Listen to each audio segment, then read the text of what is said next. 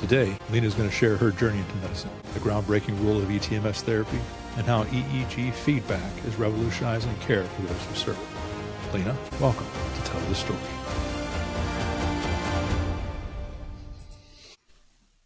Lena, how are you doing today? I'm excited to be here. Thanks for having me. Oh, I'm excited to have you here. This has been a long time coming. I should probably explain to, anybody who's followed me for at least the last 2 months knows that I was lucky enough to come down here to eTMS, Florida, when you opened up your clinic here. And I'm not really sure what TMS was. Still not absolutely sure what it was, even though I went through the 20-day protocol. And I met you. You were the person who put together the treatment plan and all that other stuff. And just very excited to have you on here today. I've been asked lots of questions with the videos that I was putting out daily after my treatments. So just wanted to bring you on so you can clarify all of the things that I said to confuse quite a lot of people. So, just tell us a little bit about you. How did you get into medicine and how did you transfer into neuropsychology? What's this all about? What's Lena's story? Well, I initially went into medicine, honestly, because my mom had cancer. Most of my family had cancer, pretty sick most of my early childhood. And I really got to see firsthand how much of a difference it made, just depending on how the clinician was in person, their bedside manners, just connecting with the patient, how much better it ended up coming out for my family in particular. My mom ended up being super healthy and great, and it was kind of maybe a subliminal way for me to give back. Plus, I just am a nerd and I really like science. It just always made sense to me. OChem is like a dream for me. Biology, learn for days. So it kind of just fit naturally. I was really unsure on what track I wanted to do. PA, MD. I did athletic training in undergrad at Indiana State to get patient contact hours regardless. I know I needed it. Kind of got connected with a lot of cool people in the orthopedic world. That's what led me to Indianapolis. Had a short stint with the Colts doing things for the combine at the time. Fell in love with Butler University, did PA school there, and then subsequently fell in love with Indianapolis, got roped into a family medicine job that I really, really loved. Decided I just had too much free time and needed to go back. So I went to get my doctorate in medical science, 2021, I think. My brother actually is also a PA and we are just a touch competitive. So when I decided I was getting my DMS, he had to go back too. So we actually got to graduate together at the same time and they let us walk across the stage together as siblings. It was a really cool experience. And then I super love family medicine. It was such a great field for me to kind of see a lot of many different pathologies and really connect with a lot of people. At the time, I just felt like, I really wanted to do something where I had a little bit more time with each patient and get to kind of connect with individuals on a little bit deeper level. It was just getting really busy. Some of the demands of family medicine can get pretty tough and it was just time for something new. So I had a close friend approach me about TMS and look, I get it. Transcranial magnetic stimulation sounds made up. Anytime you talk about the brain, it can elicit a little bit of fear. So I definitely myself had this moment of what the heck is this? I've been doing this now for over a year. I absolutely love it. I have the best job in the world. I'm so sorry to every other clinician who isn't me because I have the best one. And it's been an incredible way to do exactly what I set out to do when I wanted to leave family medicine. I get to connect with people. I get to see little glimpses of their life. I get to help in a whole different way.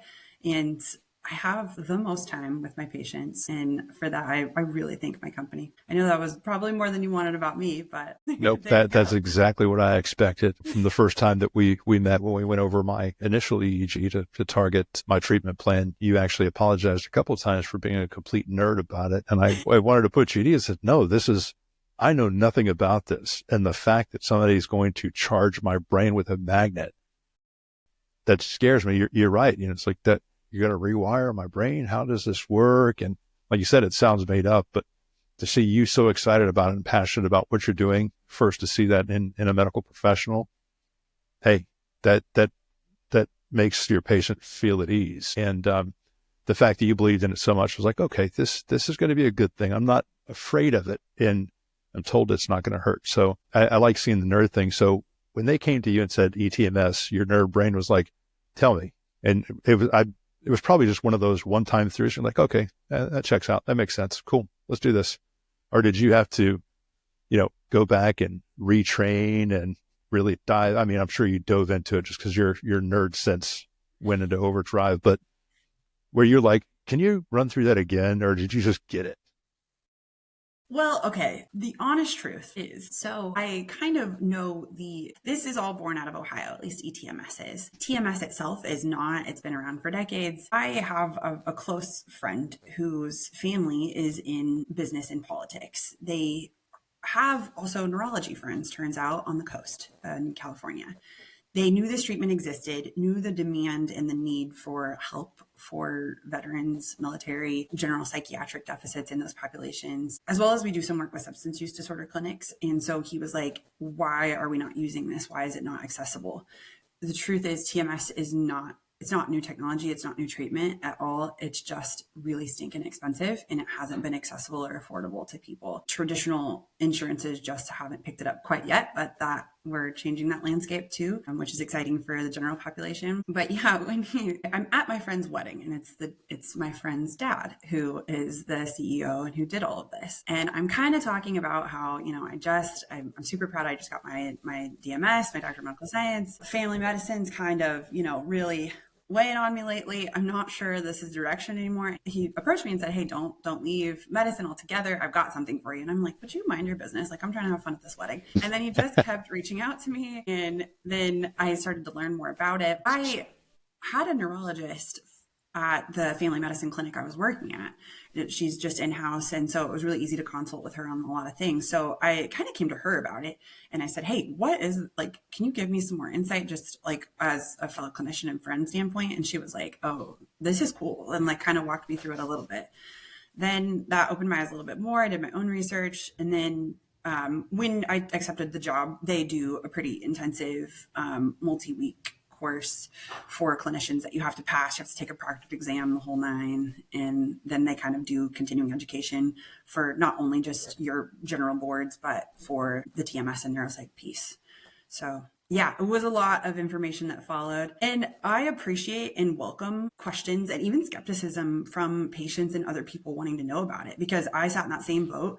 And to me, that tells me you're actually really considering what you're doing. It's a smart person's thing to ask questions, consider all the details, and see how it maps out for you. So I'm excited to help answer any of the questions and make it make more sense. Yeah, when I was being asked about it and I was actually doing my videos, I think you probably saw some of the videos. It was very, very broad brush. I stuck with the non-invasive. It's painless. It works. The stuff, the way it was explained to me, your brain's going to be on a treadmill in a full sprint for 15 minutes. Get a snack. So I loved the snacks. In fact, I started stocking them at my house. But Fig Newton bars, me too. Yeah, I told the guys, like, I'm going to come back for the fig bars and the coffee, because that's really where it was at, Yeah. honestly. Everyone's. Uh-huh. Yeah, thank you. Thought it was just me. Mm-mm. So how did this translate into working with the veterans and first responders? Was this what the company was doing, and that's just kind of, you jumped in and that's how you got introduced to those, community? Yeah, that wasn't any of my doing at all, but it's been so fun to get to work with those communities. I mean, of course, in family medicine, you see every kind of individual, but it's been really eye-opening and a really fun experience to work really closely with mostly veterans, military, first responders. I did not grow up having any first responders or military in my family. I was honestly not ready to hear a lot of the stories that are pretty common practice, and just like the general kind of ways of thinking and the things that society, from what I understand, just teaches you to learn about how to manage things, the concept of mental health in itself, what that can mean and weigh to a person. That was the relationship of TMS for first responders that was built already by the time I got there. The state of Ohio really said, hey, we've got a problem. Our VAs are overloaded. We're seeing insane numbers of depression, suicide, post-traumatic stress disorders, sequelae of, and we got to do something, because at the end of the day, it's costing the state tax dollars. And so if there's therapies out there that may be better than what just common practice we've been doing for decades already in traditional medicine, we need to look into it. So it was a pretty easy bridge to tie in, from what I understand, for that whole landscape by the time I got here. That's good. Well, It's funny because I wanted to go back and actually I should ask this question again when we get to the explain EEGs to me. But when you first saw my EEG and we first met, you're like, okay, so I'm looking at this and these are the waves and these are the peaks and you've been hit in the head. Like, how did you know that? Because when you said that, I was like, oh, okay, this is science because I didn't say anything. This is not horoscope. This isn't guessing. Yeah, it's kind of funny. A deep dive into, well, first of all, transcranial magnetic stimulation is eTMS. What's the difference between that and TMS? Is it really the same thing? So yeah, good question. There are several different types of TMS. There's your standard TMS that's more kind of a one size fits all. There's PTMS that really fits for most like pain and neuropathy syndromes. There's RTMS. eTMS stands for like EEG guided TMS therapies. Okay. So Okay. essentially all TMS really does is help kind of rhythm retrain a neuron. Every individual has about 90 billion neurons in their noggin. And, of course, plus or minus. And they all kind of have a little beat on how they communicate together. Your neurons signal what's happening with the world around you, what you want to do about it, and how you feel about it. They're constantly going. If they're not going, we're brain dead. We have a new problem. That's a flat line on an EEG. And yeah, we got to do something else. But the neurons they create like a heartbeat almost. It's like a beat or a rhythm in your head. Just like your heart, how everyone in normal sinus, just chilling here right now, it's anywhere from 60 to 100 beats a minute, generally for most. We all have kind of our sweet spot, right? So you can't, it would be the same as if you went in to get like a ablation or a cardioversion and they just had like a preset heartbeat that they put everyone on. It's not going to fit. It's not going to work. We all have our own biological ticker that we like. And so eTMS really tries to find every person's biological sweet spot in a specific frequency of those brain waves to then identify what we really need to train. That way it's not one size fits all. Plus it's more adaptable too as we keep going on. After we do so many sessions, we'll get another EEG. Maybe we've learned a thing or two now. Maybe we're doing better and we need to kind of move our benchmark. Okay. So I know it's guided by EEGs, but I probably should back up a little bit before I confuse myself even more here. So the overall goal of this is to optimize or to optimize the brain waves and help neuroplasticity. I remember you saying that word, and I've heard it other places before, and I could be completely wrong in the terminology and the order that I use that in, but why is neuroplasticity important, and does this help that? So the concept of neuroplasticity is a big one. It's just this general idea that your brain evolves. You're not born with a brain and that's all we got for the rest of time. Obviously you have a growing stage where, your developmental state of both the electricity, the plumbing, the general mechanics of your brain are still developing. Neuroplasticity in itself really does mean that your brain is trainable. Things are repairable. Where maybe a connection was not so great at one time, we can kind of repair that connection. In the realm of TMS, we have to be careful how we say neuroplasticity because we're not creating any sort of new, like, this is not the plumbing of the brain. This is the electricity of the brain. This is not like the actual tissue of the brain. It's just the pulse. And so in those ways, we do see kind of like an awakening of the brain in ways, but we're not creating new brain tissue. We're not adjusting any sort of other mechanics of somebody's brain. Okay. And I think that's probably where a lot of the concern would come from if somebody says, we're going to rewire your brain or help your brain waves. Like, oh my God, wait a second. Is this going to make me do this? Is it going to make me a better singer? Am I going to be able to dream better or whatever? I'm glad we were able to clear that up and bring a little bit of clarification to that. So eTMS, the way that it's done, it's targeted for the individual person. The protocols that we went through here at eTMS Florida, they were for me. The pulses that I received from the magnet on my forehead and all that other stuff, which by the way was painless. It was actually soothing towards the end of it. I hear that often. And it's weird because it's like, this doesn't feel like it's going to be soothing at all, but it was. So in using this, what is it that we're trying to do with the brain waves? Why is this important to first responders and veterans? Yeah, these are fun questions. Okay. So I think that we're all a little bit more woke now about the brain and the concept. I think it's an overused term, but PTSD. And I don't mean that in just the setting of military veterans, et cetera. I mean it in like, your brain does do things to protect you. And I think we've learned a lot more about that societally too. So I think that's going to help a lot more with what I'm about to say. So these 90 billion neurons that I've been talking about, they are cells just like anything else. So you go walk out of your house right now, you clip the stair and you trip and fall and sprain your ankle. Those cells of your ankle are going to swell up, get ticked off, and you're not going to be able to walk normally for a while. They're going to be slow. The cells of your neurons are cells, the neuron itself is the same too. The problem with the brain is that not only is it just physical injury, but it's an array of injury that can cause slowing and injury to the neuron. So for instance, chemical injury, like if you're around caustic agents, if you have to do a lot of energy drinks to stay up at night, everybody on the service is doing nicotine, so why not? It's going to help you keep up with, Tom, Dick, and Harry, and then anything else you might come into contact with, plus sound injury, so sirens, blasts, gunshots, explosives, etc. Sleep injury, so if you're not giving your cells, the neurons themselves, time to rest and repair at night, you got a whole new set of ticked off, upset, injured neurons there. But really, to traumatic exposure. Not even necessarily something that has to emotionally upset you at the time, but being consistently exposed to things that are traditionally unsafe or just unsavory to most people. If you witness, abuse, violence, threats, perceived harms that maybe haven't happened, your brain has a very hard time understanding what's happening to it versus to something else or to the world around you. And it will actually slow down those neurons as if they were hurt. Of course, too, I didn't say the obvious physical injury too. So you go get a concussion, we can see signs of neuronal slowing on that concussion, of course.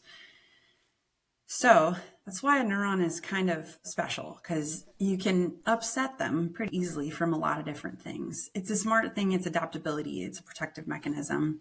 But it's really hard to kind of regenerate and repair that natural rhythm of the neurons and how they all work together once you've ticked them off. So you can see pretty clearly why this is a service available for free to vets, first responders, and service personnel.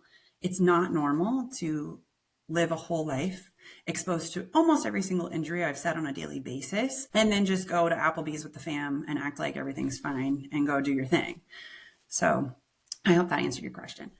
No, it didn't. The only reason I chuckled is because you said Applebee's and they offer a free meal on Veterans Day. And it's a memeable thing because only vets go to Applebee's. It's kind of funny. It's a whole thing in the veteran community about Applebee's and getting your free meal and all that stuff. I'm in it. So with the EEGs, I got the day 1, the day 10, and the 20 day. And the day 1 was to set the baseline. Again, this is my understanding, so please correct me and add some sense to this, but that was the baseline and to direct the protocol for my therapy. And then we wanted to make sure at day 10, when I had that EEG done, and again, it was done in the same office, lights out, eyes closed, and at ease state. Even though having to deal with Tampa traffic, I was still able to maintain. But that was to make sure that we were on target to adjust the protocol as needed and to make sure that I was making the gains that we expected me to make. And then the day 20, which was obviously to get the final outcome to make sure that we were there and if there was any fine tuning. But the thing that I did not mention in any of the videos that I did, and of course not here today, was I was giving the battery of tests, the manual dexterity, the visuals, all this other stuff. And then of course going through the PQ, whatever all of those forms were. And it looked like a standard battery to get a baseline of the PTS questionnaires that we would fill out in the VA or any other psychologist's office just to get baselines. And I know that when I was in there and I would have to go way back and probably call the clinic to find out what my numbers were, or you probably have them in front of you, but they weren't good on the first day. And the day 10, they were much better. And on day 20, they were remarkable from what I recall. I know, even though the results and looking at the graph were still, it was clear that there was a change. And for me to quantify that by looking at the graphs, other than, the The arcs are lower where they're supposed to be lower. They're skinnier and peakier. And again, medical terms.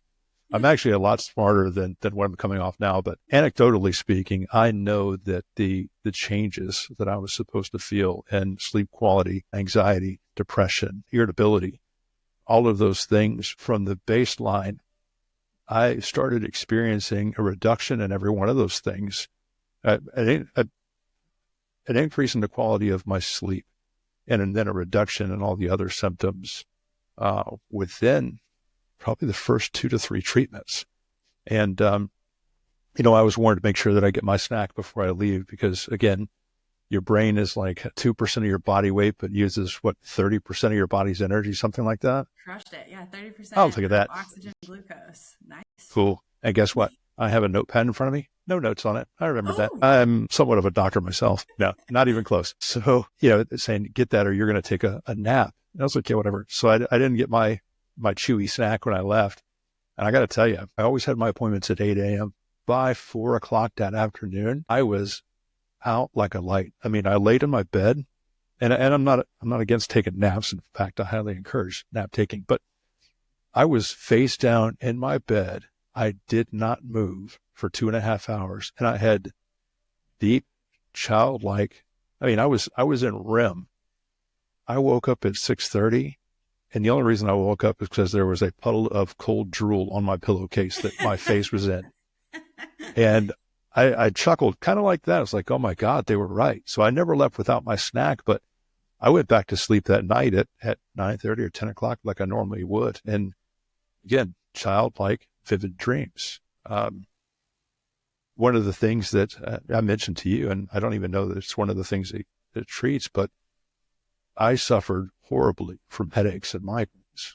And, there are theories whether it was TBI, which I dismiss because it was a questionnaire, but then the other was untreated or likely undertreated sleep apnea, which I knew that I had.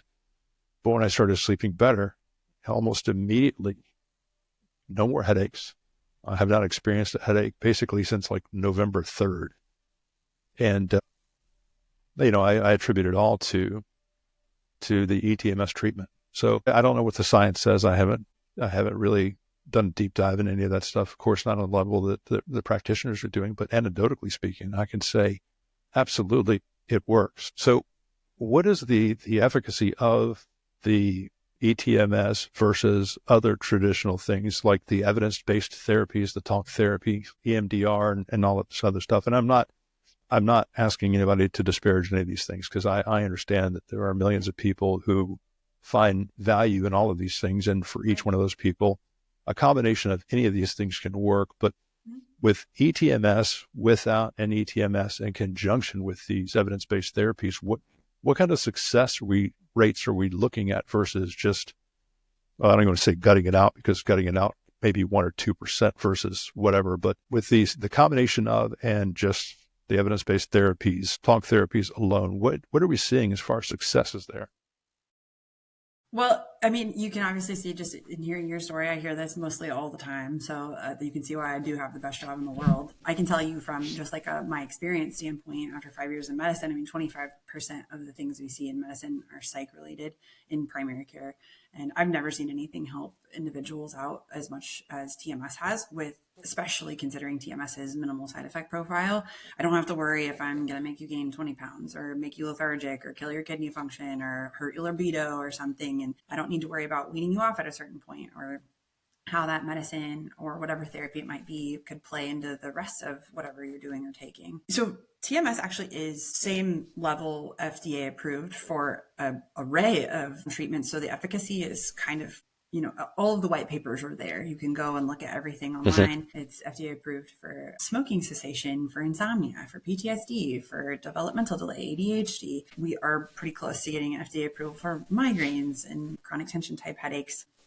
And so I can't talk on like the actual specificity, sensitivity, like actual percentage efficacy. But I can tell you from a clinician flat out, I've never seen anything like it. And the thing is, it isn't for everyone. Like I've had, that 1 or 2% of my patients that just come through it. And they're like, I don't know, I didn't really notice it, but I can tell you it didn't hurt them. And I never heard it wasn't worth my time. because it is a time commitment. I mean, it's 20 treatments, 15 minutes roughly each time. We ask you a crap ton of questions, the scales that you're asking about, EEGs, the whole lot. So you touched on a few things too in your last discussion too. The scales that we use, they're traditionally used for diagnostics for psychiatric disorders, insomnia, PTSD, depression, generalized anxiety disorder.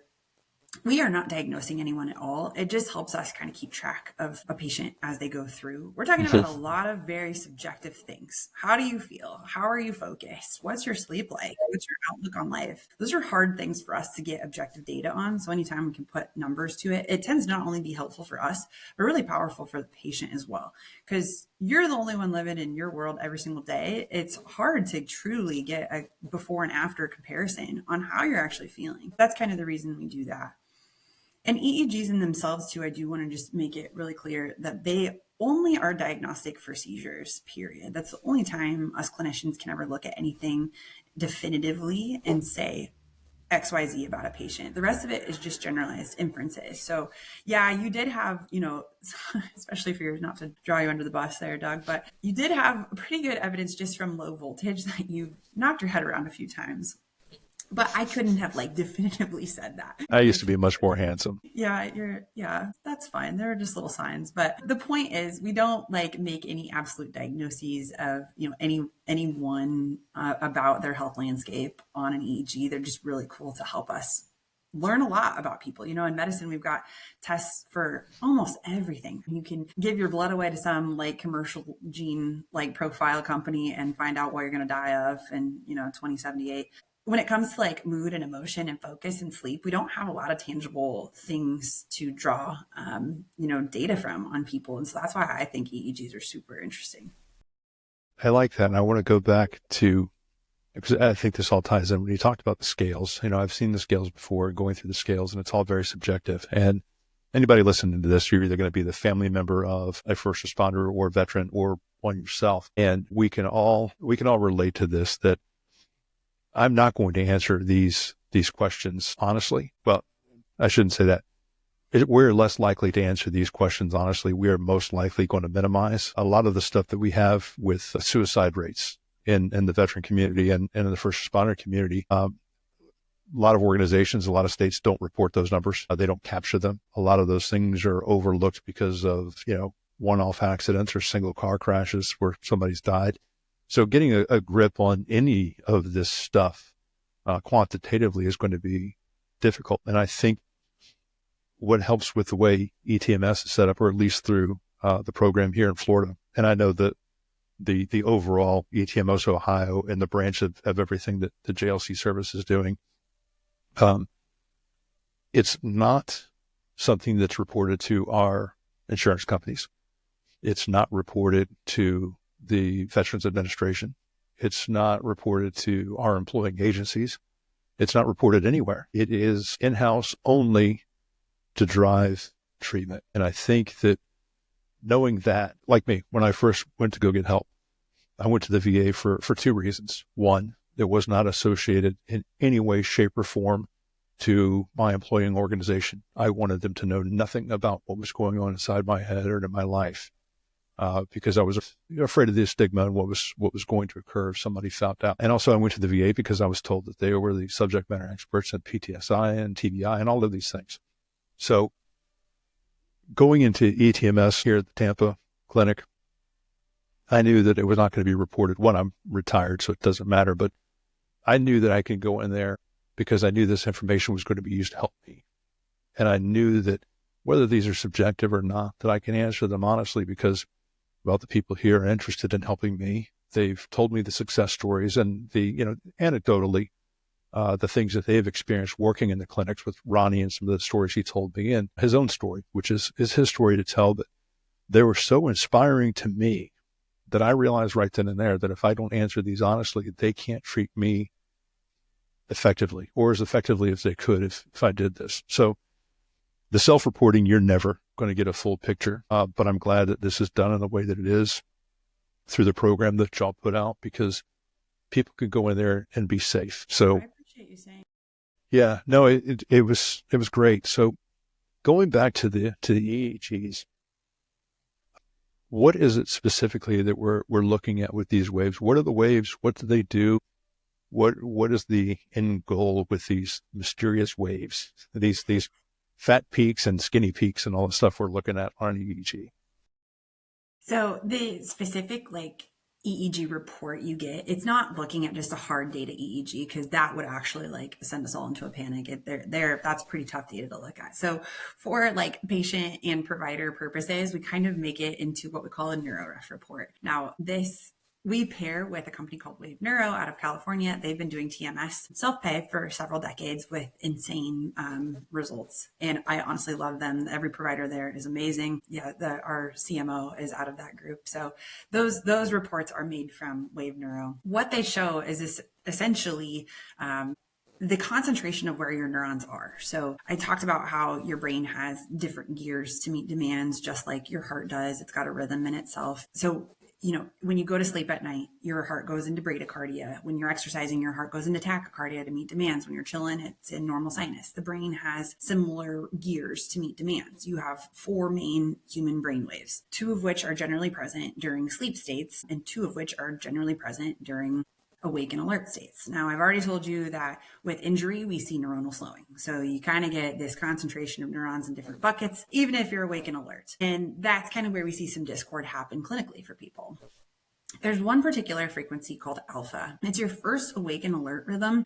It's really energy efficient. Like you said, the brain is a metabolic, selfish nightmare. It's got to be on purpose. But if you can ride an alpha where it uses not a whole lot of energy, but you get a lot of bang for your buck, humans tend to do really well. You can stay focused and alert in alpha for longer. We also just find, especially over the last several decades, alpha has been a big topic of interest. Humans tend to do well in alpha. We like alpha. You feel more in control of your emotions, more alert and aware of your surroundings, kind of more in tune with your body. There's even studies where you can kind of be more in tune with your bodily emotions, and elite athletes have higher concentrations of alpha activity when they do their sport. And just kind of this concept that you can be more calm in your mind, aware of your surroundings, and doing what you need to do.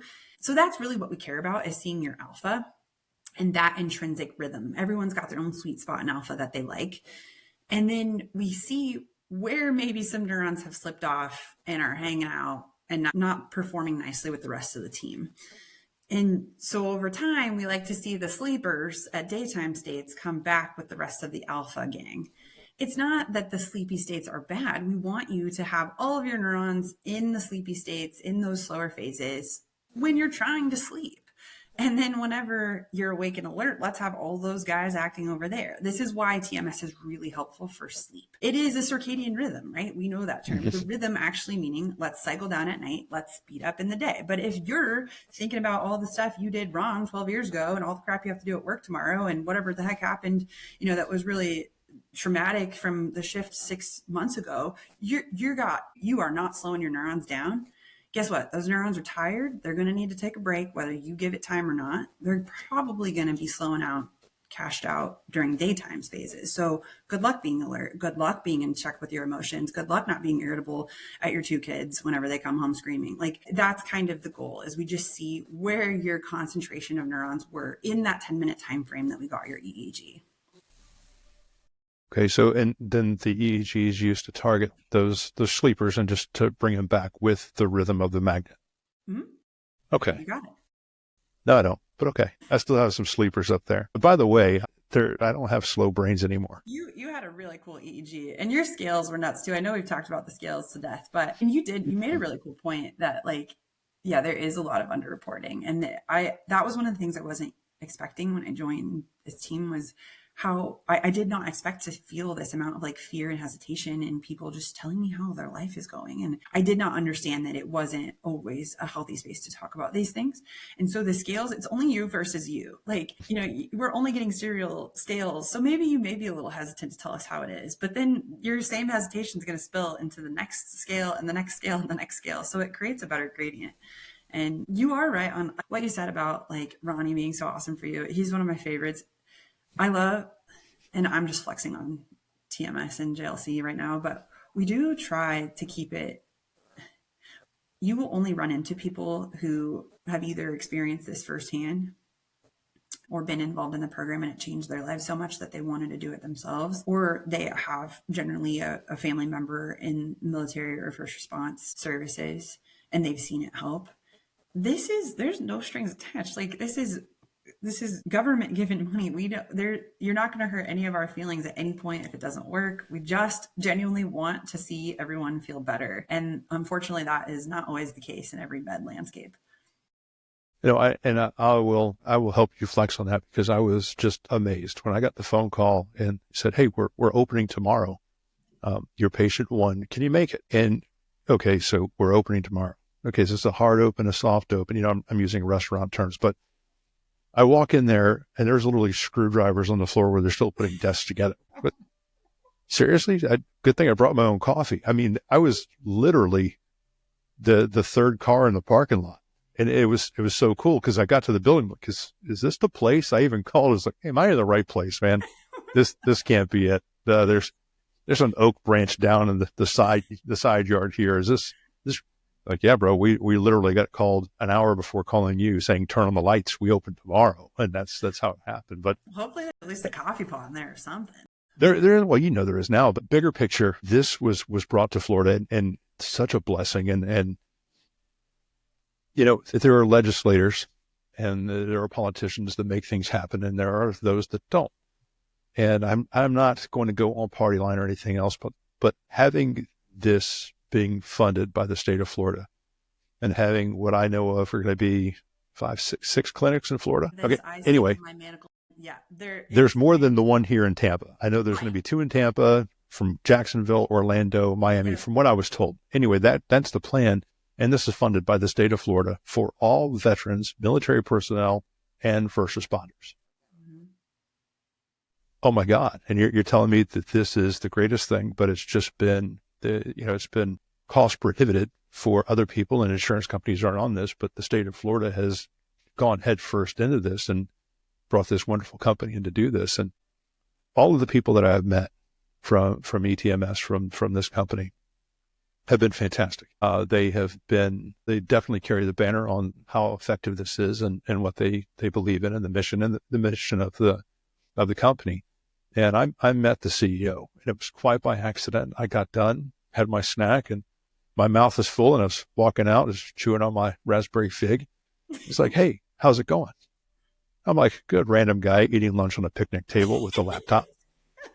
And I start talking to him, and he's just like, so cool. I'm like, is this guy waiting for me to get done so he can do his therapy? Or, is he the building manager? And then I talking more and more, I'm like, oh my God, this is like the boss. This is the dude who brought it here. Yeah. And it's just like, so cool. And he's in there, helping put together desks and all of this stuff. So, when you've got somebody that, and I've used this term quite a lot, I prefer missionaries, not mercenaries. Yeah. When you're doing this because it's the right thing to do and it's helping people and that's your focus and your mission, I'm all about it. So the culture that I saw there, although a snapshot over the course of the month that I was doing this, the people that I've met, the people that I'm dealing with, and if you are any indication of the medical professionals that have working there, this is a win. Even if the treatment itself was fantastic, the fact that you get all the bonuses with this, it's been a fantastic experience for me. And I know for others, it's making a difference as well. So,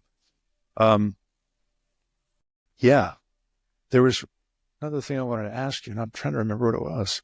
And just sometimes I get monologuing and I forget. No, What's that? Yeah, this is my first podcast. I feel like I'm just singing along, just saying every word I've ever known. Yeah. Just having a conversation. Just for the listeners too, it's traditionally $500 a treatment. And that, who can do that? I know there's a chunk of the population that I am not one of or related to that can toss that out all the time, but it makes me so happy that we're getting this accessible to people, and not to prioritize any patient over another, but this group of people that we get to treat has been so rewarding, and people like yourself too. And the funny thing about it that I'm also not used to, just because I'm not used to working with most military or vets, they want to like help the next person. Like they almost get like, if it's even like 10% good for them, they feel like it's their freaking duty to go like put it on a podcast or put it on a billboard or tell every single friend of theirs. And it's been a lot to see. You guys care hard. That's what I see. Wow. Yeah. I'm almost at a loss for words here because I'm afraid that what I say is going to make me emotional, which is dumb because emotions are stupid. I'm kidding on that. Yeah, you know something? People that devote themselves to the service of others, I think, there's a point where empathy leaves and apathy comes in. But when we see something that works and that's helping us, we want to share that because we know what the struggles are. And if you're not in the struggle spot yet, you will be. And if we can do something, at least from my own experience, if I can do something to help you avoid that struggle or that tight spot, or give you information that's going to pull you out of the tight spot that you're in now, it's kind of selfish.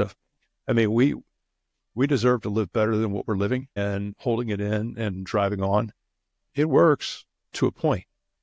But when you can do something as simple as this, I mean, I'm not sponsored by eTMS Florida. I haven't been given a single thing. I would like to think that I got free snacks, but those are paid for by a grant by the state. So, I mean, if anything, I'm spending money on keeping the snacks in my house post-treatment. But, I think it was important to support this and support what y'all are doing. I believe in the mission and what y'all are doing there. The atmosphere, honestly, even after my treatment, if I didn't have to deal with Tampa traffic to get back over there, I would turn that into a coffee spot. I mean, this should be an eTMS alumni hangout meeting. I mean, you got the meeting space there, but no, because it was just a really cool vibe because everybody there cares about what they're doing. It's not a job. And, I saw some people that I knew walking in and out of there. It's like, hey man, they're here too. This is really cool. And, it doesn't hurt. There's no pills.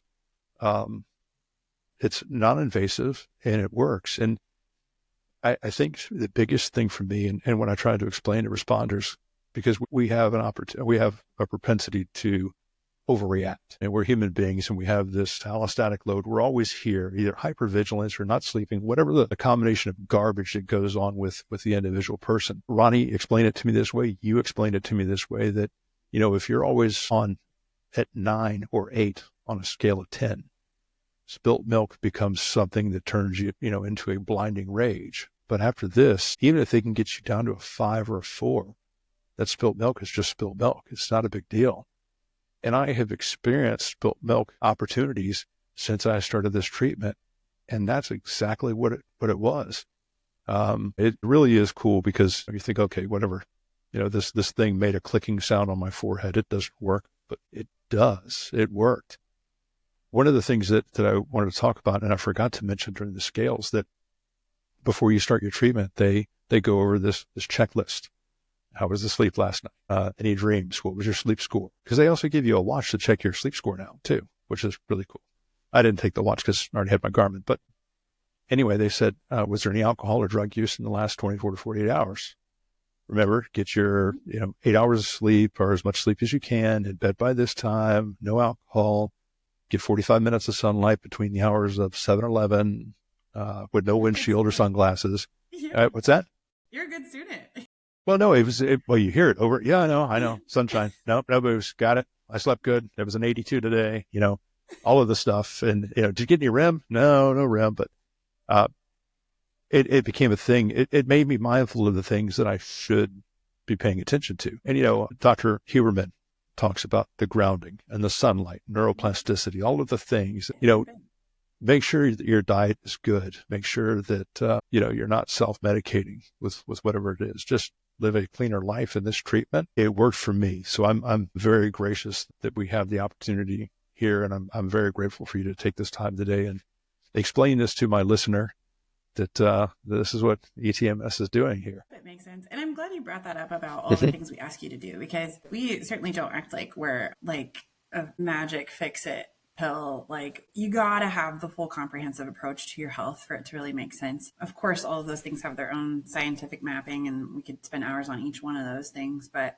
yeah, we're not going to act like, oh, just do this and continue to eat Cheetos for every meal throughout the day and get crap sleep and no sunlight. And yeah, you're going to feel amazing. Like, that's just not realistic.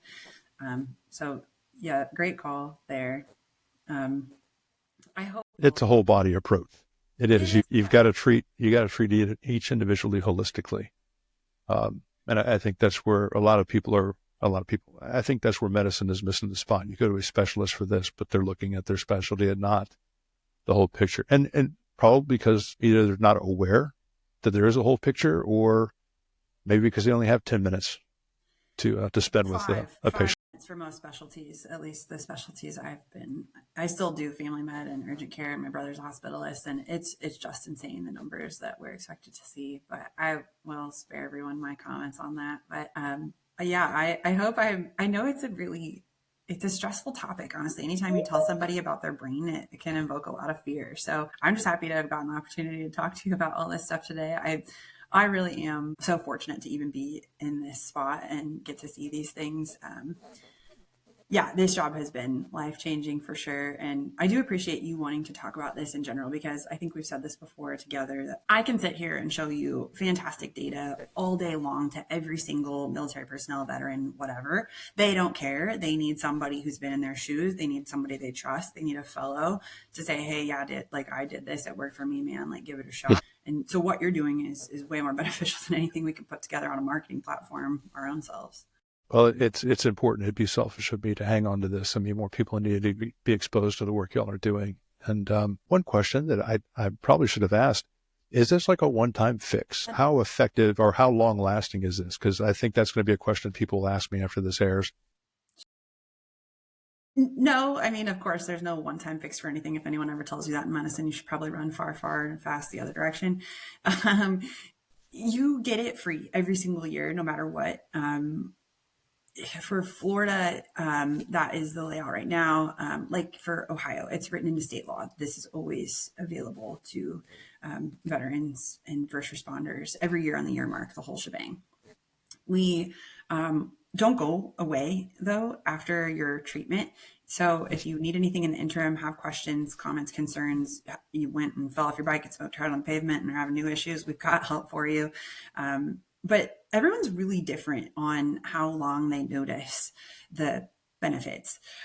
One of my favorite neurotechnicians in particular, he did the treatment about 3 years ago. I only know him to be like the nicest human ever so much. I kind of thought it was BS. I was like, yeah, you gotta suck. Like, when we get off this phone call, you're just gonna be mean or something. He's actually like this all the time. I love him so much. Evan, if you're listening, it's you. And he did it about 3 years ago and said it was absolutely life-changing. He's around the coil all day long with a bunch of people. I've never had him tell me, hey, I want to re-up on my treatment. But I have other people that want to do it again annually, and why not? The thing is, you don't have to like have any certain findings or fit in a certain bubble or have this specific diagnosis list for TMS to be helpful for you. I equate it to working out. Like, if you are already in peak physical condition, you're probably still going to need to work out the next day to keep it up. It's just maintenance. It's good brain health. It's a drink of water for the brain. That being said, we're learning a lot on how the brain reacts to serial treatments. My CMO and I were just talking not too long ago that we're finding that people tend to be more responsive on their subsequent TMS treatments, Wow. annual follow-ups, because it's like hearing a song again that your brain used to hear. You know, like if you have a song from the 80s that you just freaking love, but you don't hear it for years, and all of a sudden you hear it on the radio, it might be a little patchy, but you can fill that in pretty quickly versus if you were to never hear the song before. So we're finding that it's pretty powerful to get subsequent treatments and roll with it there.